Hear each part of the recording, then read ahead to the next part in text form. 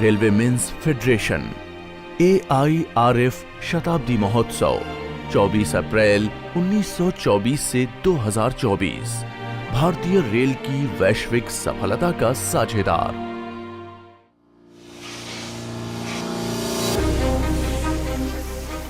100 सालों का संघर्ष, अथक प्रयास, प्रगति में नई उपलब्धियों के बढ़ते कदम।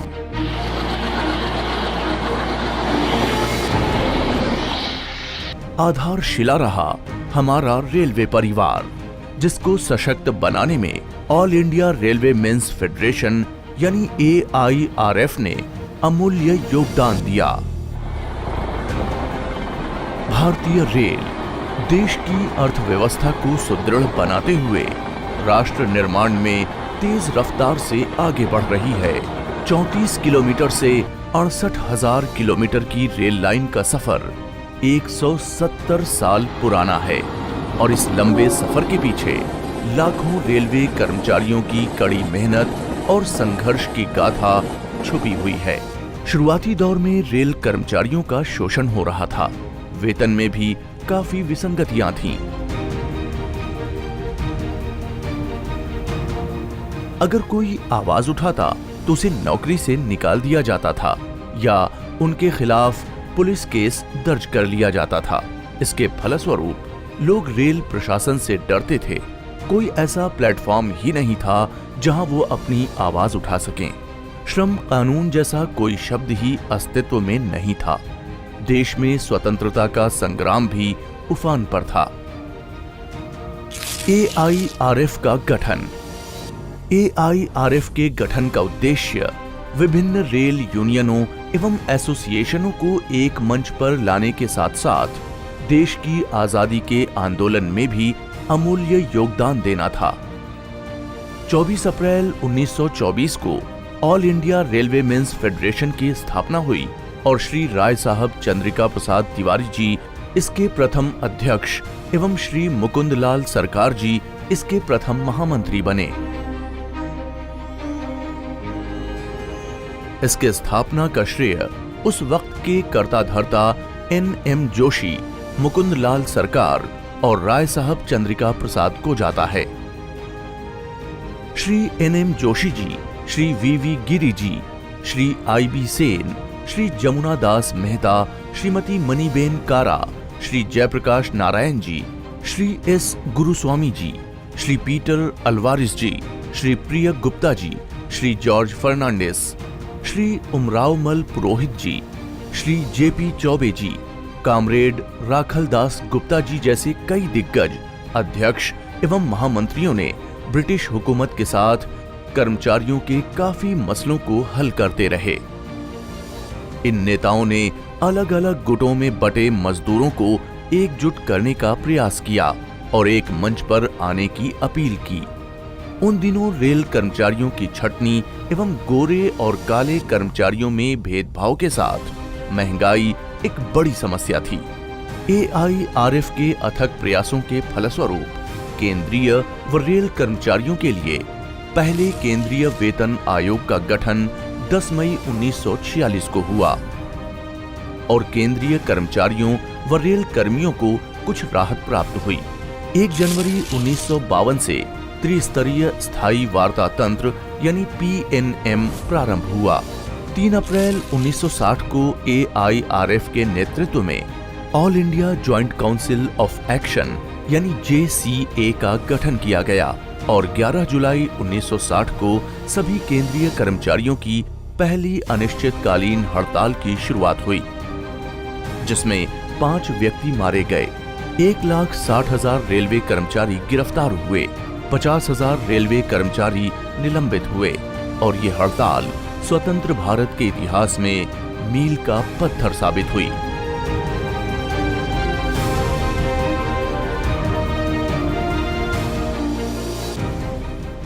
उन्नीस राष्ट्रीय संयुक्त वार्ता तंत्र यानी NC या JCM की स्थापना हुई। 1968 रेलवे में DC या JCM की स्थापना हुई। 1970 में तृतीय पेक मिशन का गठन किया गया। 1976 में सेंट्रल एडमिनिस्ट्रेटिव ट्रिब्यूनल यानी कैट के गठन का निर्णय लिया गया, जो कि सेवा मामलों में शिकायतों के न्याय प्राप्त करने में मील का पत्थर साबित हुआ। श्रमिकों के लिए participation of employees in management की एक योजना शुरू की गई, जिसे अब प्रेम के नाम से जाना जाता है। सभी वेतन आयोगों पहली से 7वीं तक के स्थापना व उन्हें लागू करने के लिए सिफारिशें जारी की गईं। 1979 में पहली बार रेलवे कर्मचारियों को 15 दिन का तदर्थ PLB मिला, जो कि अब 78 दिन तक पहुंच गया है। श्री जयप्रकाश नारायण जी के कार्यकाल में पहले प्रधानमंत्री श्री जवाहरलाल नेहरू जी के साथ कई महत्वपूर्ण समझौते हुए, जिसमें man of craft should be at par with man of letter सबसे प्रमुख था।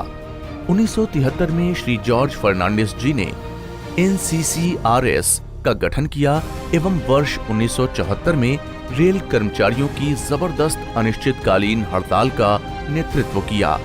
जब जनता पार्टी की सरकार बनी, श्री जयप्रकाश नारायण जी की भूमिका प्रमुख रही। उन्होंने सारे विपक्ष को एक प्लेटफॉर्म पर लाने का काम किया। श्री चौबे जी ने वर्ष 1960, 1968 और 1974 की हड़तालों का सफल नेतृत्व किया। आज के हमारे प्रेरणादायक टीम लीडर्स हैं AIRF अध्यक्ष doctor N Kanhaiya ji. Relentless struggle led by the All India Railway Federation leaders, which culminated into 3 historic railwaymen strike in the years 1960, 1968 and 1974, resulted in various benefits to the railwaymen. The non-compromising attitude of the leaders of All India Railway Federation at the relevant point of time, even against several hardships, including loss of jobs and loss of lives, is a matter to be remembered by every present by railwaymen. I am extremely happy and proud to be present on this historical centenary celebrations along with my esteemed brother Sri Siva Gopal Mishra ji. We dedicate ourselves to the cause of lakhs and lakhs of railwaymen, especially when the future is holding many challenges and hurdles in our way. AIRF महामंत्री श्री शिव गोपाल मिश्रा जी। वर्ष 2008 में श्री चौबे जी के निधन के बाद Shri Shiv Gopal Mishra ji all India railwaymen's federation के महामंत्री चुने गए, जो अभी तक कार्यरत हैं।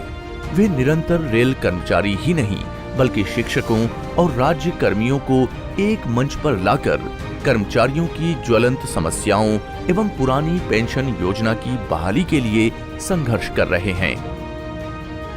जिंदगी की जंग अभी बाकी है, अभी तो और कई इम्तिहान बाकी हैं। अभी तो नापी है मुट्ठी भर जमीन, अभी तो सारा आसमान बाकी है। इन्क़िलाब जिंदाबाद, AIRF जिंदाबाद। नवंबर 79 को प्रोडक्टिविटी लिंक बोनस की घोषणा हुई। पहली बार PLB एक्सग्रेशिया के रूप में 15 दिन का मिलने का काम हुआ और उसी दिन 3 दिन की जो हड़ताल लखनऊ की थी वो समाप्त हुई, जो एनी रेलवे और नॉर्दर्न रेलवे में थी, और 15 दिन का एक्सग्रेशिया जो है वो मिलने का काम हुआ। बहुत सारी ऐसी चीज़ें जो कि कार्डर स्ट्रक्चरिंग की कमेटी बनी, रेलवे वर्कर्स क्लासिफिकेशन ट्रिब्यूनल के माध्यम से सेमी स्किल्ड का ग्रेड ख़त्म होने का काम हुआ। हमारे जो तमाम PDs थे, SPAs थे, उनको जो है वो सेमी स्किल्ड से स्किल्ड में लाने के बाद में आगे बढ़ने का मौका मिला। हमारे सुपरवाइजर्स को आगे बढ़ने का मौका मिला। हमारे मास्टर क्राफ्ट्समैन में जो है वो प्रोन्नतियों के अवसर आए। सभी कर्मचारी जब ड्यूटी पर पहले बार ज्वाइन करते हैं उनको CAC का पास मिलने का काम शुरू हुआ, और मैं समझता हूँ कि ये एक ऐसी उपलब्धि थी जिसके लिए हम लोगों ने काफ़ी समय से संघर्ष किया था। ऑल इंडिया रेलवे फेडरेशन के लिए ये बहुत ही गौरवपूर्ण क्षण था जब 27 तारीख को हमारे पोस्टल मंत्री जो IT और रेल मंत्री भी हैं अश्विनी वैष्णव जी ने ऑल इंडिया रेलवे फेडरेशन के शताब्दी के अवसर पर डाक टिकट जारी किया। महिलाएं संगठन में कैसे आईं, क्या किया, कैसे वो जुड़ती चली गई, इसका बहुत कहा जाए तो ये 25 साल हो गए हमारे महिलाओं को संगठन को संगठित करते हुए। हर साल जब AGM होता है तो हमारी एक वर्किंग कमेटी होती है और उस कमेटी में बनाते हुए जुड़ते हुए zone wise, division wise, branch wise आज भी हमने कमेटी अपनी बना ली, क्योंकि अपनी बात कहने के लिए उन्हें एक मंच चाहिए। AIRF एक ऐसा संगठन है जिसने महिलाओं को मान सम्मान और सुरक्षा के साथ साथ अधिकार भी दिया है। तो मैं चाहती हूँ कि सभी महिलाएं इस संगठन से जुड़ें। श्रमिकों और रेल कर्मियों की पीढ़ियों के लिए उज्जवल भविष्य का निर्माण।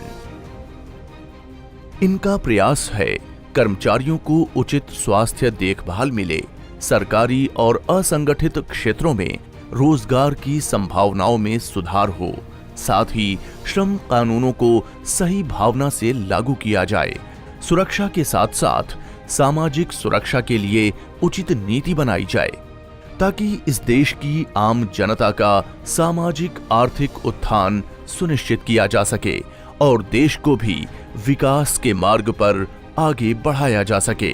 जनवरी 2010 में ममता बनर्जी जब रेल मंत्री थीं, तो AIRF ने ही मुद्दा उठाया कि रेलवे में सेफ्टी कैटेगरी में जो लोग काम करने के काबिल नहीं हैं, उनको वॉलेंट्री रिटायरमेंट दिया जाए और उनकी जगह पे उनके बच्चों को रेलवे में नौकरी दी जाए। श्री शिव गोपाल मिश्रा जी के कार्यकाल में यह कार्य बड़े पैमाने पर लागू किया गया। All India Railway Men's Federation के लिए एक बहुत ही गौरवपूर्ण क्षण था जब 27 फरवरी 2024 को रेल मंत्री श्री अश्विनी वैष्णव जी ने शताब्दी वर्ष पर डाक टिकट जारी करते हुए कहा कि यह डाक टिकट AIRF के सतत संघर्ष और दूरदर्शिता का परिणाम है। ये सेवा का काल है, ये अमृत काल है। इसमें देश नया बनाना है, इसमें 2047 तक विकसित भारत बनाना है। सराहनीय प्रयास। एपेक्स ग्रेड में कार्य कर रहे लेवल 8 ग्रेड पे सुपरवाइजर्स यानी वरिष्ठ पर्यवेक्षकों को 4800 रुपए एवं 5400 रुपए का लाभ, दशहरा पूजा से पूर्व 78 दिन का उत्पादकता आधारित बोनस का भुगतान। सभी RELHS कार्ड धारकों एवं परिवारों को उम्मीद कार्ड के माध्यम से रेलवे द्वारा इम्पैनल्ड चिकित्सालयों में इलाज की सुविधा। रेलवे के कोर्स कंपीलेड एक्ट अप्रेंटिसेज के 20% पद आरक्षित करवाकर एवं NCVT अंक तालिका का 1/3 अंक जोड़कर रेलवे में भर्ती करवाना। ट्रैकमैन या पॉइंटमैन को 4 ग्रेड स्ट्रक्चर दिलवाना। हर रेल कर्मचारी को भर्ती के समय से ही वातानुकूलित पास की सुविधा। GDCE भर्ती कोटा का कैलेंडर रेलवे बोर्ड से जारी कराया गया। लोको रनिंग स्टाफ का महाप्रबंधक स्तर पद पर बंद कर दिए गए रिव्यू के आदेशों को निरस्त कराकर पुनः प्रारंभ कराया गया। म्यूचुअल स्थानांतरण आदेश पर एक मुश्त आदेश जारी किया गया। मेडिकली डी कैटेगराइज्ड एवं PWBD स्टाफ के लिए टाइपिंग टेस्ट की समाप्ति। मानसिक स्वास्थ्य सुधार के लिए केंद्रीय कर्मचारी हित निधि से 17 रुपए प्रति व्यक्ति जारी कराए गए। PWBD कर्मचारियों को स्थानांतरण से मुक्ति, सिंगल पेरेंट्स को स्थानांतरण से छूट। उपलब्धियां तो हजारों हैं, मगर यहाँ पर समय की बाध्यता हमें रोक रही है। आज समय है हमारे नेताओं, महापुरुषों और शहीदों के योगदान को नमन करने का और उनकी विरासत का सम्मान करने का। आज समय है खुद को फिर से प्रतिबद्ध करने का, विकसित भारत के लिए भारतीय रेल को अत्याधुनिक बनाने का, संघर्ष की मशाल को जलाए रखने का। भारत की रेल महान है हो, भारत की रेल महान है, प्रगति सदी की पहचान है, भारत की ये शान है, देश की ये जान है। Indian rail